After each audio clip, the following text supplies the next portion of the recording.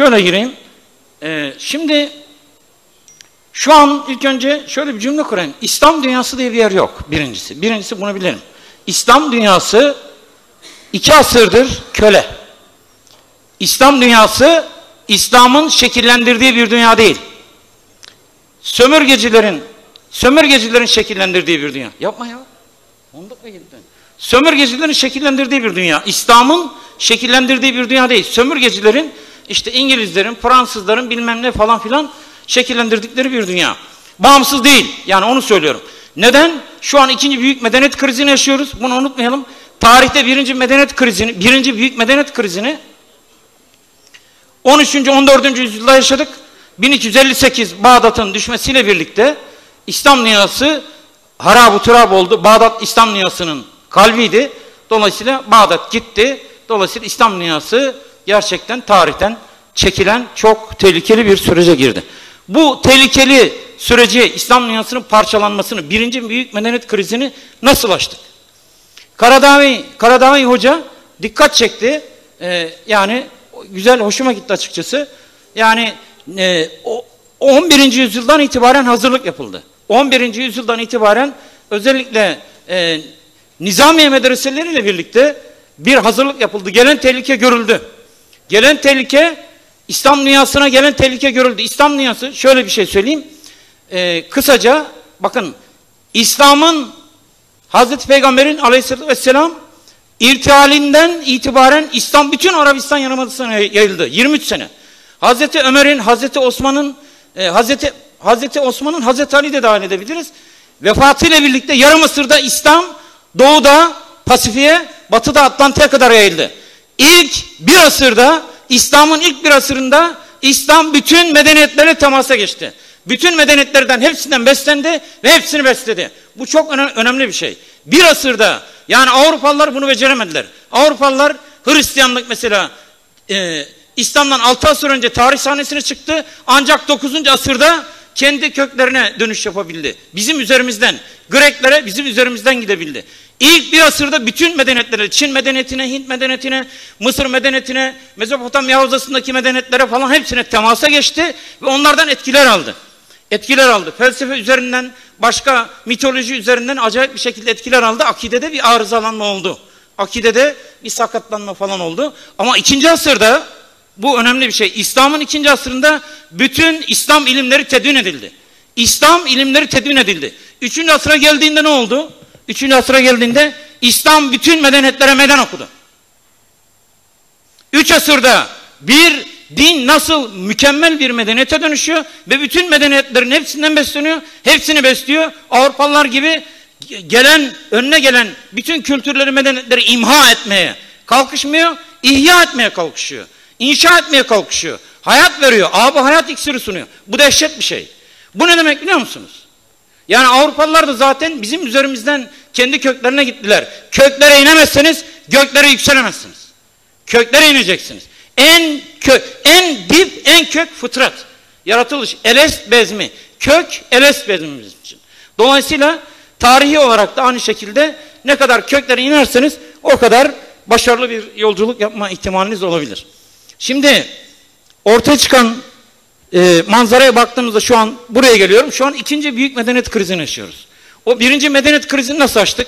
1. medeniyet krizini 11. yüzyılda Gazali'nin öncülüğünde, özellikle İmamul Harameyn Cüveyni'nin en parlak talebesi Gazali'nin öncülüğünde çeyrek asırda 1000 yılın tohumları ekildi. Aynı şey yapacağız. Şu an 2. medeniyet krizinde de 2 asırdır yaşadığımız 2. medeniyet krizinde de aynı yönteme başvuracağız. Gazali ne yaptı? Karadağ'ı, ona da dikkat çekti. Çok gerçekten memnun ve mesrur oldum açıkçası. Ehl-i sünnet omurga kuruldu. Ehl-i sünnet omurgayı kurdu. 3 sütun üzerinden akidevi, fikri ve siyasi bütünleşmesini sağladı İslam dünyasının ve ayağa kaldırdı. Gazali'nin gerçekleştirdiği ilimde, irfanda ve hikmetteki yolculuk İslam dünyasını Ehl-i sünnet omurga üzerinden ayağa kaldırdı. Bir daha İslam dünyasına diz çöktüremedi. Ne zaman ki emperyalistler, kolonyalistler bütün dünyayı sömürgeleştirmeye başladılar. Bütün dünyayı köleleştirdiler. Ancak o zaman Osmanlı son ana kadar direndi. Aslan düştü yere. Aslan düştüğü yerden kalkacak.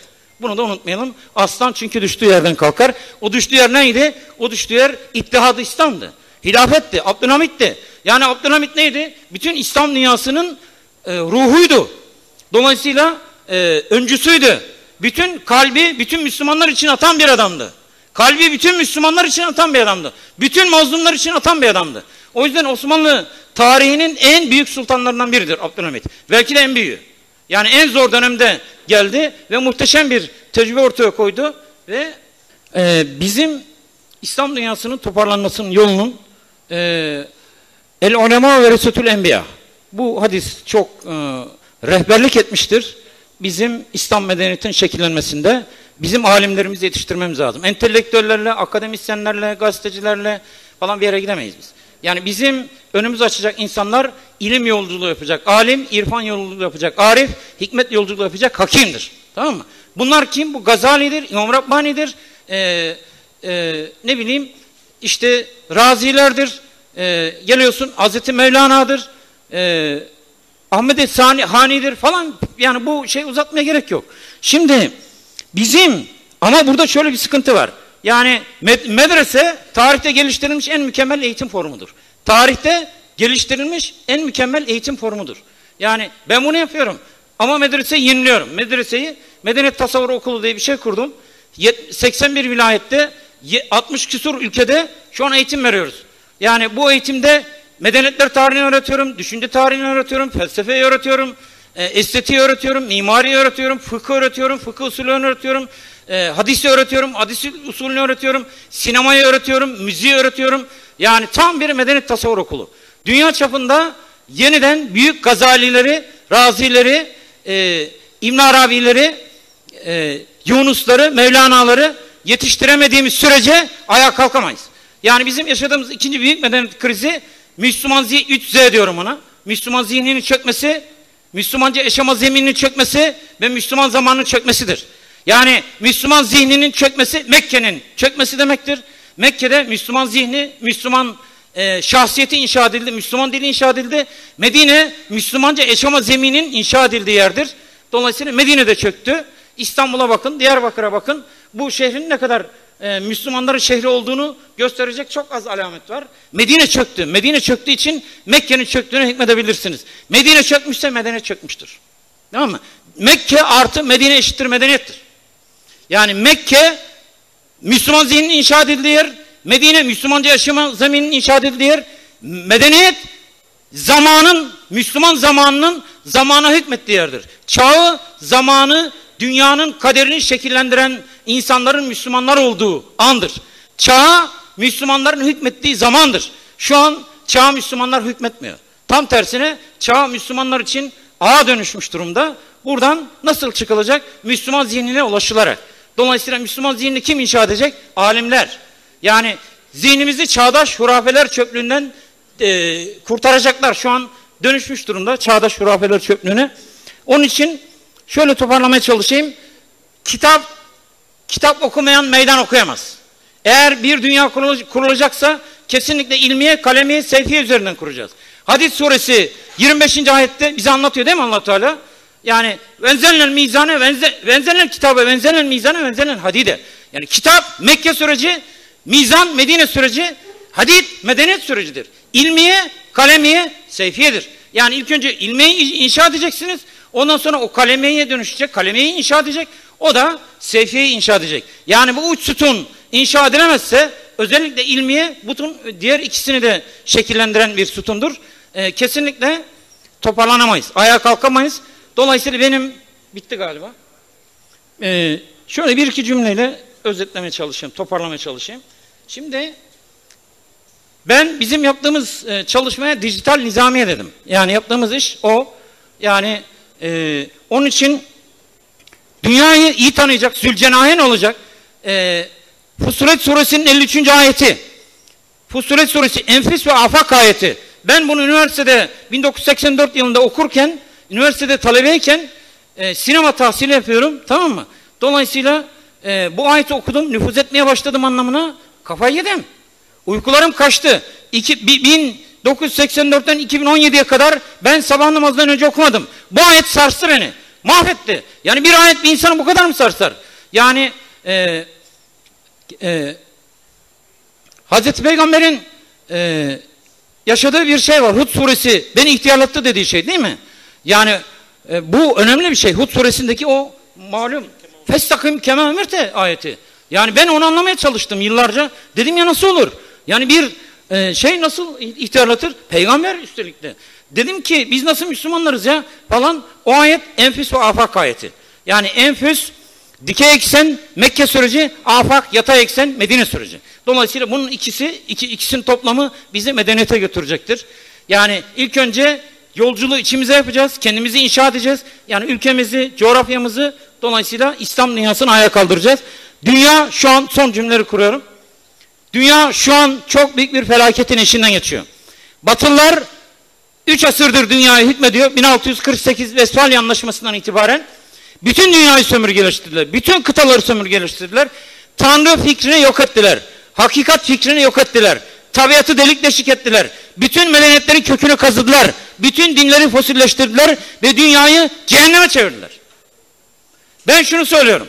Geldiğimiz noktada insan türünü bile yok edecek noktaya gelindi. İnsan türü, bu eşcinsel sapkınlık meselesi insan türünü yok edecek, tamam mı? Ben şunu söylüyorum arkadaşlar. Son olarak İslam çok büyük bir ikinci büyük kriz yaşıyor. İkinci büyük medeniyet krizi yaşıyor. Biz bu krizi aşacağız. Kısa vadede çok zor bir dönemden geçeceğiz. Ama orta uzun vadede kendi alimlerimizi, ariflerimizi, hakimlerimizi Zülcenahen olacak. Pergel'in sabit ayağını İslam'a basacak, İslam medeniyetine basacak.